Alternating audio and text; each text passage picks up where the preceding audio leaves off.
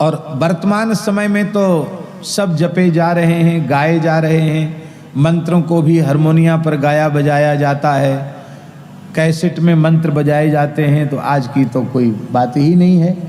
बाकी प्रणव में सबका अधिकार नहीं है।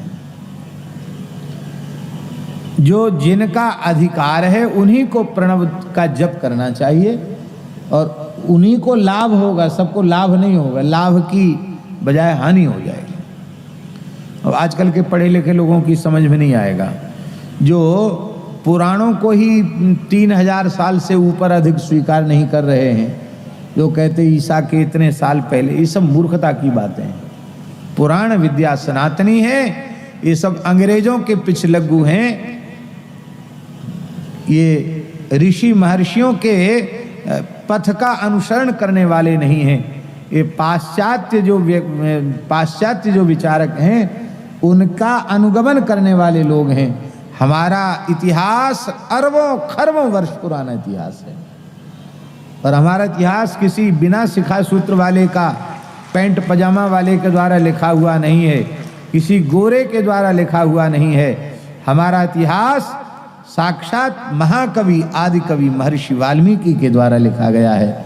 हमारा इतिहास साक्षात भगवान के अवतार कृष्ण द्वैपायन भगवान व्यास के द्वारा लिखा गया हमारा इतिहास है।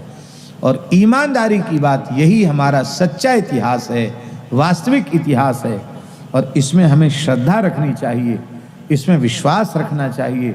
दुर्भाग्य है कोई मुसलमान कुरायत की किसी एक आयत पर उंगली नहीं उठाता है। अब कोई धोखे से उंगली उठा दे किसी विवादित आयत पर तो उसका सिर कलम करने का फतवा जारी कर दिया जाता है। कोई ईसाई किसी जो बाइबल की इबादत है, क्या इबादत कहते उसको, उस पर कोई पंक्ति, बाइबल की किसी पंक्ति पर कोई उंगली नहीं उठाता है। लेकिन दुर्भाग्य है हिंदू समाज का कि जैसा अभी पूज्य रेवासा महाराज जी कह रहे थे कि मानस जी की पोथी लोग जलाते हैं, मनुस्मृति को जलाते हैं। ये कितनी पीड़ा की बात है, कितने दुख की बात है।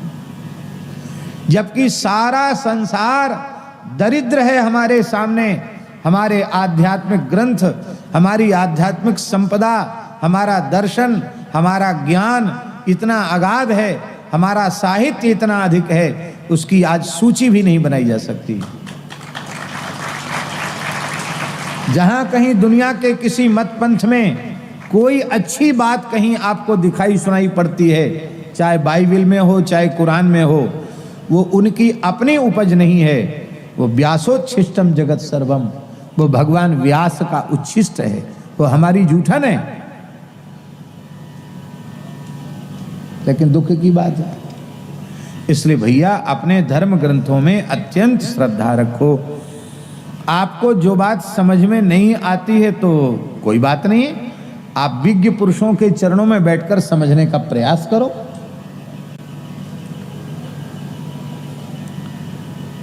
श्री वृंदावन बिहारी माई मेरे श्याम